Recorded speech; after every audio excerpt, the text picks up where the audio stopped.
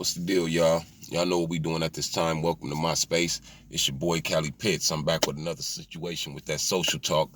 Y'all know what I'm about to do. I'm about to roll up. We finna talk this police shooting situation in Compton. We're gonna talk about Donald Trump and his coronavirus. We're gonna talk about life situations. Y'all know I get down. You know what I'm saying? Man, the police shooting. I done heard so many things. I done heard police talk about, how this has to do with Black Lives Matter and all that. It's crazy to me because how can you even talk about what this have to do with when you don't even know the suspect you looking for? You don't know what race he is. You don't know none of that shit. All you know is you looking for somebody who shot a police. And if motherfuckers start saying all kind of fictitious situations to try to justify or figure out what happened, and you start putting shit like that on Black Lives Matter and the black people's movement of what we trying to get justice for, then this kind of shit will only hold it up. You know what I mean? Honestly, I don't think it's a black guy. Just me, myself. But, I'm not trying to break down the situation. The police are going to use this situation to speak on how they fear for their lives, and it's just going to be worse on the people, and in the end of the day, worse on black people, no matter what race did it, or, I don't justify or condone anybody being hurt or their lives being taken, especially with them cops being so young.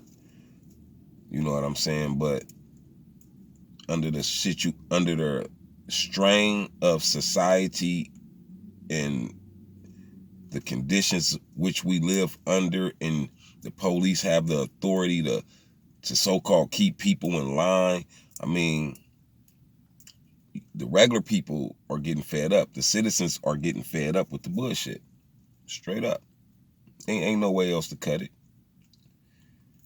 And things like this might continue to happen, especially with the type of president we have right now. I don't think he cared if shit like this happened anyway. It's happening in the inner city. I don't think Donald Trump give a fuck about a cop or the people. You know what I'm saying? When it's not around him, he don't really deal with it. You know what I mean? That's what I be saying about most politicians or financially successful people. They don't really deal with the struggles and the stresses of life woes. You know what I'm saying? So they discuss it and they talk about it as business deals and as, you know what I'm saying, in the terms that they can understand. And if it don't make them $1, then they don't give a shit.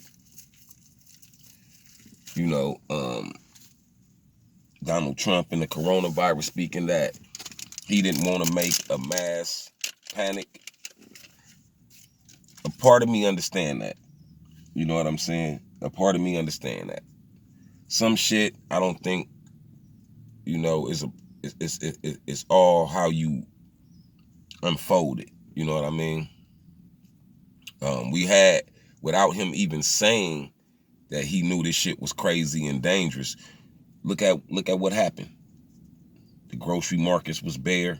People panicked without being told they need to panic, right? So if he would have got up there and honestly said, this shit crazy, yo, we all dying, everybody put on your mask and stay in the motherfucking house, you know how many fights and how many people would have been hurt at them supermarkets and them places trying to get tissue and water? That shit would have been a mass hysteria. So part of me understand, you know what I'm saying, that he didn't want to panic people, but I still don't understand why he didn't wear masks and just give subtle hints and key tools that, the shit real. You know what I'm saying, y'all? Let's put on our masks. Whatever the case of how he handled it, he still could have let people know in the way that he's taking it serious, which would have made a lot of more other people take it serious. And that's my problem with him in that situation. It ain't that I don't understand the panic and shit. It's just I don't understand him not wearing a mask himself and him not, you know, showing face for the American people. That's my problem. You know what I'm saying? But again, I'm tired of talking about Donald Trump. I'm ready for him not to be my president, and I'm ready for him to be out my psyche and in my discussions. You know what I'm saying? I'm ready for him to be out of all that shit. You know, another thing is that when you find out how people see you, really think about you, you know what I'm saying? You got to get rid of the motherfuckers. You know what I mean? I don't care who they are. You know what I'm saying? People don't really have no respect for you. You know what I'm saying? People be having their own view of what your life is, assuming that they know you. You know what I'm saying? You could be around motherfucker 30, 40 years and they still don't really know you. You know what I'm saying? Like I said last time on my last post, if motherfucker don't know your birthday, don't know your last name, don't know how many kids you got, you know what I'm saying? Don't know nothing personal or professionally about you, they don't know you. You know what I'm saying? I realize homeboys and friends are two different things. And if I call a nigga a friend, I'm gonna call him a friend and he ain't gonna be called a homeboy. If I call a nigga a homeboy, then he's a homeboy, and that's how I'm gonna conduct that relationship. But I no longer will hold on to what I want a person to be to me, or I'm going to treat him because this is how I want him to treat me. Nah, if it ain't being treated like that off top, get the fuck on.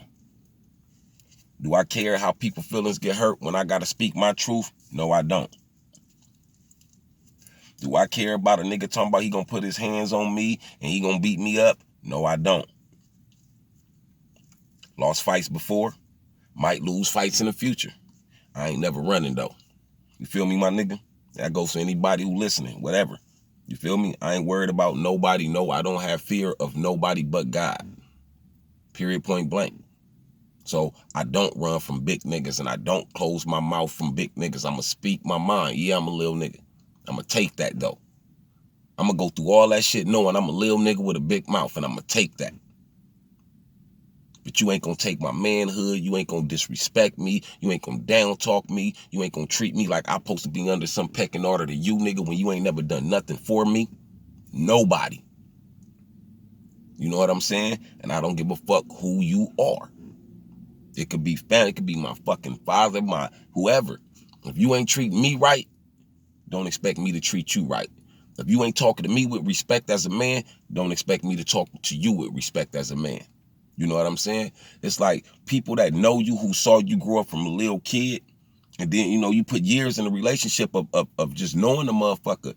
But then when you become a man, motherfucker still got that mentality to deal with you like you still that little kid. Nah, nigga, we gonna have a major problem with that kind of shit fucking with me.